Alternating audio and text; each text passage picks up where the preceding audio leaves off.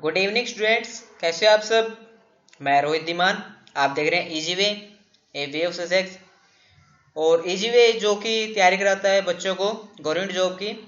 और पूरे भारत में एकमात्र ऐसा कोचिंग सेंटर है जो आईटीआई वाले बच्चों को तैयारी कराता है, स्पेशल आईटीआई वाले बच्चों के लिए। तो जिन बच्चों ने आईटीआई कर लिया और एक बेहतर भविष्य की खोज कर रहे हैं तो आप यहाँ पे आ सकते हैं, और ज़्यादा जानकारी के लिए आप इन नंबर पर कॉन्टेक्ट कर सकते हैं। और अब हम बात करते हैं हमारी आज की वीडियो की। जो आज की वीडियो हमारी है काउंसलिंग को लेके, कि आपके कितने नंबर आए हैं और मेरा किस काउंसलिंग में नंबर पड़ेगा। आज इन्हीं सब बातों को लेके हम चर्चा करने वाले हैं कि आपका नंबर किस काउंसलिंग में आएगा और क्या क्या हमको करना पड़ेगा। चलिए हम स्टार्ट करते हैं हमारी आज की वीडियो। सबसे पहले तो आपको पता ही होगा कि कोई भी कॉलेज हो, कोई भी इंस्टीट्यूट हो, सबसे पहले वो किन बच्चों को लेना पसंद करता है, जिन बच्चों के नंबर अच्छे हों। और जो हमारी फर्स्ट काउंसलिंग होती है उसके अंदर हमेशा ये रहता है। और ये जो मैं आपके सामने लेके आई हूँ, पिछले साल जो काउंसलिंग में एवरेज थी कि जनरल वाले बच्चों के जिनके नंबर 70 प्लस हैं, और ओबीसी वाले बच्चे जिनके नंबर 65 प्लस हैं, और SC ST and physical handicap वालों के 60 प्लस और फीमेल के 60 प्लस हैं, उन बच्चों को मौका दिया गया था फर्स्ट काउंसलिंग में। क्योंकि हर एक इंस्टीट्यूट यही चाहता है कि सबसे पहले बच्चे वो लिए जाएं जिनके अच्छे नंबर आए हैं, जिन्होंने एंट्रेंस टेस्ट के अंदर अच्छे नंबर लिए हैं, वो हमारे कोचिंग सेंटर में आए। और इसी काउंसलिंग में एक दिक्कत और होती है कि सभी इंस्टीट्यूट वाले, जैसे मान लो किसी ट्रेड के 3 से 4 इंस्टीट्यूट हैं, तो सभी क्या करते हैं, एक बच्चे का नाम 3-4 जगह पे आ जाता है। हम सपोज करते हैं किसी बच्चे का नाम रोहित है और उसके 80 नंबर हैं, तो उसका क्या होगा, चारों इंस्टीट्यूट में नाम आएगा कि आप यहाँ पे आके एडमिशन ले सकते हैं, आप यहाँ पे आके एडमिशन ले सकते हैं, लेकिन सीट केवल उसको एक ही अलॉट होगी, लेकिन उसका नाम 4 जगह आएगा। तो फर्स्ट काउंसलिंग में ये रहता है। और जो जिनके नंबर 70 प्लस जनरल वालों की, और OBC 65 plus, SC physical handicap and ST 60 plus और फीमेल 60 प्लस वालों के नंबर फर्स्ट काउंसलिंग में नाम आता है। और आगे हम बात करते हैं सेकंड काउंसलिंग की। अब सेकंड काउंसलिंग में क्या होता है, फर्स्ट काउंसलिंग में जिन बच्चों ने एडमिशन जहाँ पे लेना होता है वो ले लेते हैं।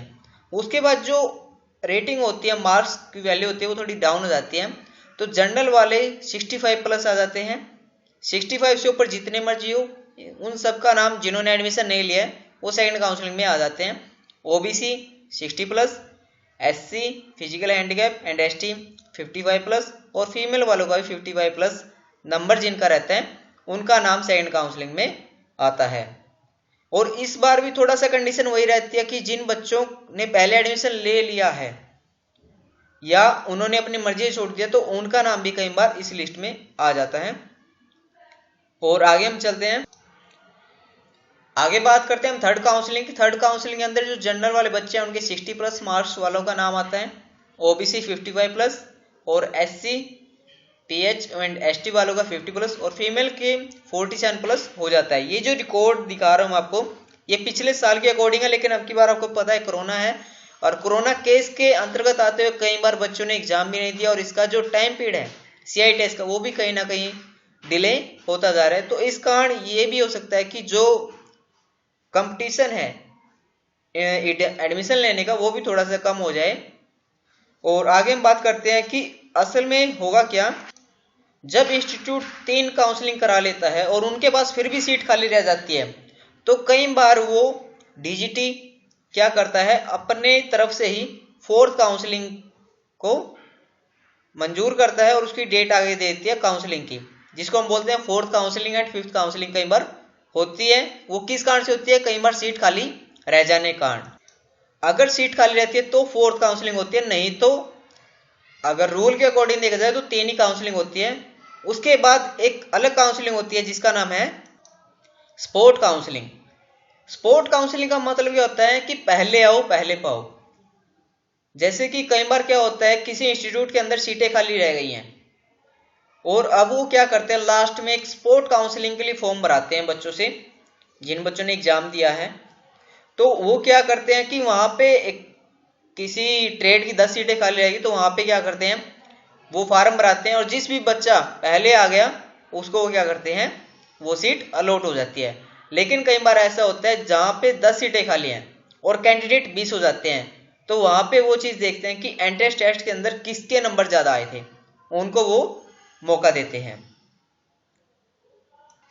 और जिन बच्चों के नंबर इन लिस्ट में नहीं है, नंबर कम है, 35 है, 40 है, 42 है, उन बच्चों को परेशान होने की जरूरत नहीं है, क्योंकि जो सीटें रहती हैं वो भी स्पोर्ट काउंसलिंग के माध्यम से एडमिशन ले पाते हैं।